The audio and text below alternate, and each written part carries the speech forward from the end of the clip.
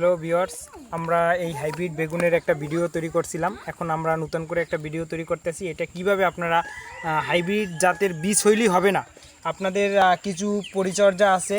মাটি তৈরি করতে হবে, পরিচর্যা করতে হবে। পরিচর্যা করলে আপনার এরকম চারা, সফল চারা পাবেন। আমাদের এখানে কিছু ভার্মিকম্পোস্ট, গোবর সার যেটারে বলা হয়, এরকম কিছু সার ব্যবহার করেছি।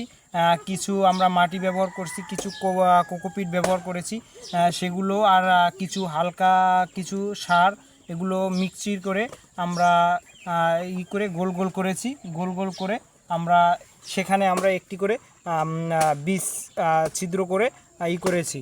এখন দেখেন আমাদের চারাটা খুবই সুন্দর বের হয়ে গেছে শিকড়। আর দেখেন কত সুন্দর সুস্থ সবল পাতাটা দেখেন। আপনারা এরকম করে লাগালে আপনার যে কোনো হাইব্রিড, আপনার দেশি যদি আড়ি বা যে কোনো বীজ করেন, তাও থেকে এরকম সুন্দর চারা আপনারা পাবেন।